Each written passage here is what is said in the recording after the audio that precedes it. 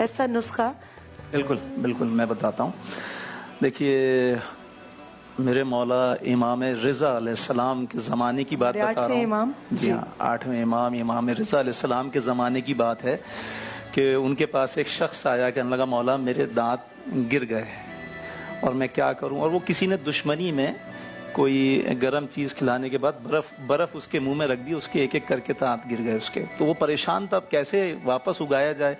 तो वो मौला के पास हाजिर हुआ, उनकी खिदमत में उसने बड़ी दरख्वास्त की कि मौला मुझे को इसका हल बताएं।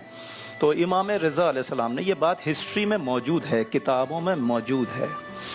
साइंस तो अभी तहकीकात और तजर्बे के रास्ते में है, लेकिन मेरे मौला के जो नुस्खे हैं, रसूल खुदा के जो नुस्खे हैं और उनकी आल के जो नुस्खे हैं, उसमें किसी तजर्बे की ज़रूरत नहीं है। वो इल्म इलाही है और वही खुदा है। तो मौला ने फरमाया कि तुम्हें चाहिए कि सादे कूफी मतलब नागर मोथा, उसको हमारे यहाँ पाकिस्तान में, हिंदुस्तान में नागर मोथा कहते हैं। तो मौला ने फरमाया कि तुम्हें चाहिए कि नागर मोथा को लो और उसके टुकड़े करो और उसके दांतों के पास, मसूड़ों के पास रखना शुरू कर दो। तो मेरे ख्याल में उसने कुछ दिन रखे, एक अंदाजे के मुताबिक बता रहे हैं, किताबों में मुख्तलिफ रिवायतें आई हैं, 20-22 दिन रखे तो उसके दांतों की कोपलें फूटना शुरू हो गई। अच्छा, मैंने जो लोगों को बताया, यही मौला का नुस्खा मैंने कई लोगों को बताया और उन लोगों के दांतों की कोपले फूटी और उनके दांत निकल आए।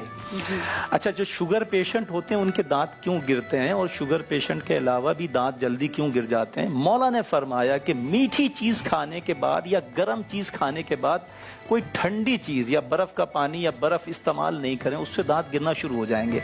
फौरन नहीं गिरते कि आपने बर्फ का पानी या गरम खाना खाया, बर्फ का पानी फौरन गिर गया, नहीं, आहिस्ता आहिस्ता गिर जाता है, कमजोर हो जाता। तो उसके लिए मौला ने मना फरमाया कि ठंडी चीजें, मतलब गर्म और मीठी चीजों के बाद ठंडी चीजें इस्तेमाल नहीं करें आप, वरना नुकसान होगा।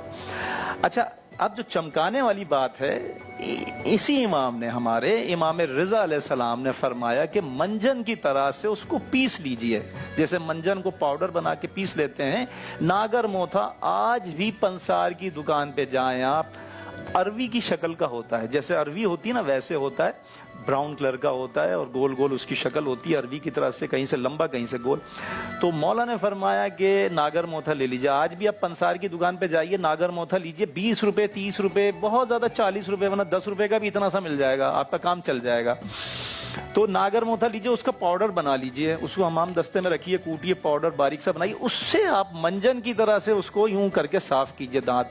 आप देखेंगे एक हफ्ते के बाद, आप एक हफ्ते से पहले अब तो फोटो खींचिए, सेल्फी खींचिए अपने दांतों की, और एक हफ्ते के बाद दोबारा सेल्फी खींचिए, आपको फर्क साफ नजर आ जाएगा कि मैं सच कह रहा हूँ या झूठ कह रहा हूँ।